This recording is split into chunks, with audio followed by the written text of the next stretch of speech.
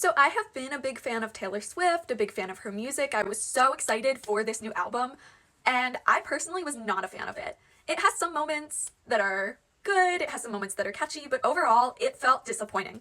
And there are a lot of reasons that I think that, a lot of reasons that other people think that. I think it doesn't have the same lyrical depth as some of her other works, but I also think it's just not relatable. Like, she's just not relatable anymore because how could she be? I mean, she's this huge, super rich celebrity, and I feel like she leans into that too much in this album. She sings a lot about being rich and having rich friends, and that's her experience, but it's also not something that most people can relate to. Here, where she says, people don't like my friends, but we all wear Gucci.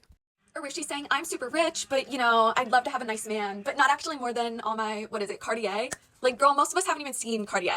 And she has all these lines about people wishing they could be rich like her, wishing they could have her life, her hustle. She can pay the check. She's got white diamonds. I don't even know the difference between a white diamond and a diamond.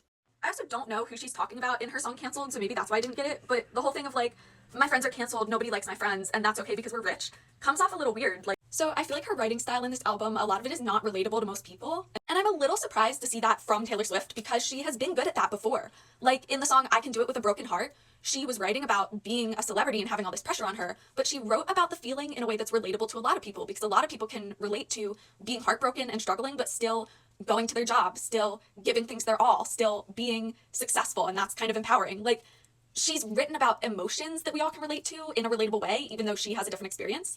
And I feel like she did not do that with this album. She also uses a lot of like curse words and innuendos in the album, and like, it's for adults, you know, she can do that. The problem I think is that it doesn't sound natural. Like, it sounds like she hasn't done it before.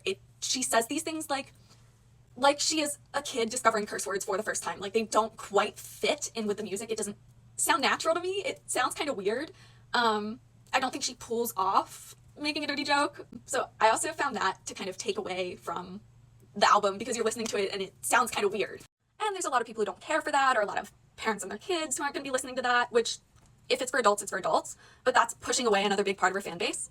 I also like miss the deep lyricism and the poetry of a lot of her other works, and a lot of what we saw in Tortured Poets Department felt really like poetic and personal to me, and this one, a lot of it felt more surface level.